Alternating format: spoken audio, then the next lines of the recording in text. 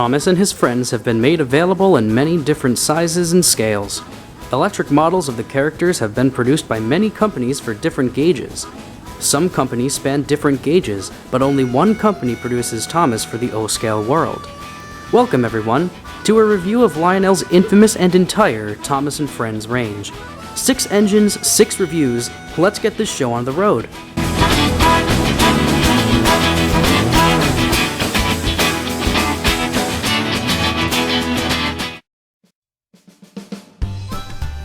Hey everyone, it's thomasdotd again, and today we'll be continuing the Lionel Thomas review series with an O-scale representation of James.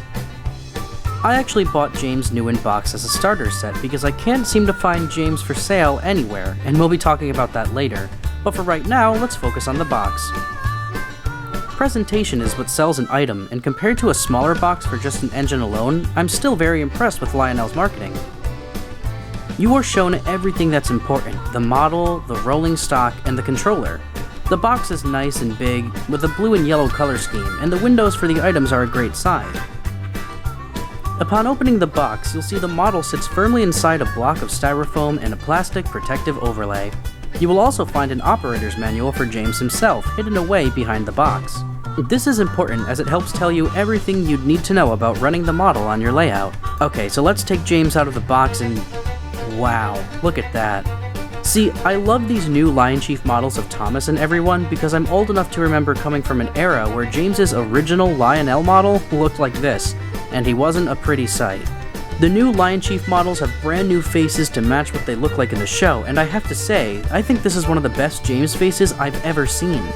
Moving on to the rolling stock, he has a truck and a caboose. The caboose is really cute, it's a color blue, and the Crovan's gate truck is really cool. I like the green paint job on it and the coal that they put inside of it. James's paint application is great, and he actually has separately applied handrails. Take that, Bachman!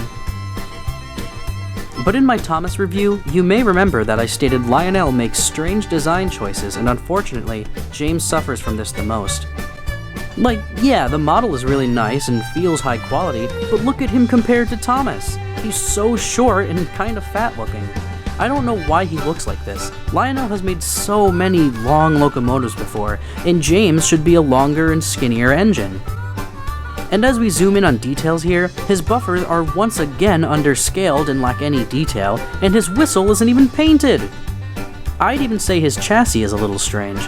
James is depicted as having wheels only slightly smaller than Thomas's, perhaps even the same size, but here, they are puny compared to Thomas's. Anyway, let's take a look at the tender. So I just took this out of the box and everything should be well and good, but the wheel just popped right off. Thanks, Lionel. You're really great at what you do. I'm very disappointed. Now the tender looks very nice, the number 5 is printed nice and crisp, and the coal load looks really cool. All his details are there when it comes to his wheels, and the paint is great. Unlike my Thomas, James actually has a really cool mechanism inside him that makes his eyes move side to side when rolling down the tracks. So with first impressions out of the way, it's time to put James on the track. But James won't be going anywhere if we don't take a look at his remote control. This right here is the Lionchief remote control for James. For color coordination, and so we don't get it confused with any other remotes, James is painted red and Thomas's is painted blue. This remote is very important as this is how you control James. He is not transformer controlled. In order to get it working, you simply take off the back of the remote and pop in 3 AAA batteries. Once those are in, put James on the track, connect him to his tender, and you'll start hearing sounds. This is such a cool feature. James makes these idling steam engine sounds that real steam engines do. You can hear him building up steam. It's a neat feature. Next, you turn the switch on the remote control to on, and a big red light will appear. The controller has 3 buttons and 1 large knob in the center. The knob is how you control the direction of James. These buttons are 3 additional sounds James has. He has a whistle, a bell, and Sir Topham Hatt. Let's take a listen.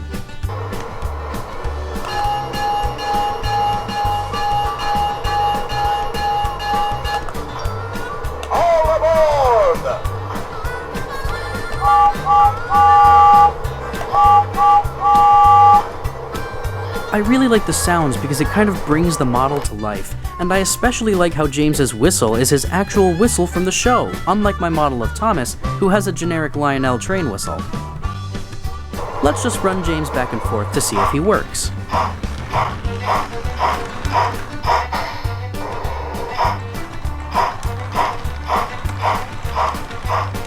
Alright, so it looks like James is in great shape and is ready to run. Let's couple him up to some rolling stock and watch James run around the layout.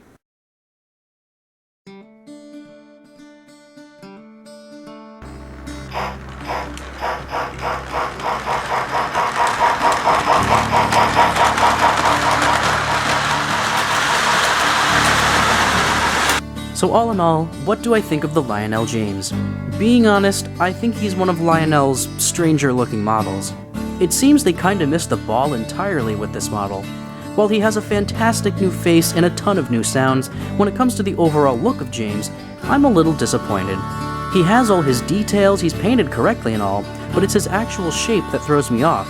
And the worst part is, I kinda spent more than I wanted to on him.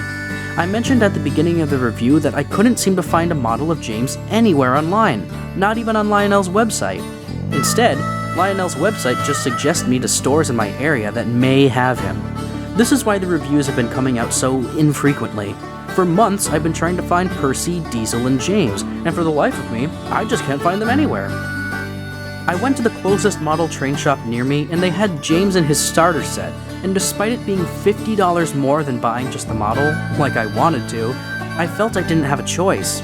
I picked him up not only for this review, but because with such a lack of models being sold, I fear Lionel may be discontinuing these engines, and if they are, that would be a real shame. Anyways, if you are an O-gauge modeler and want some Thomas engines on your layout, James is a worthy addition.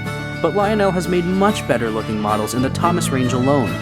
Despite some very glaring flaws, this is the only James we have in O-gauge, so I suggest you pick him up when you can. Who knows the next time you'll be able to see him again. This has been thomasdotd, and I hope to see you all again very soon.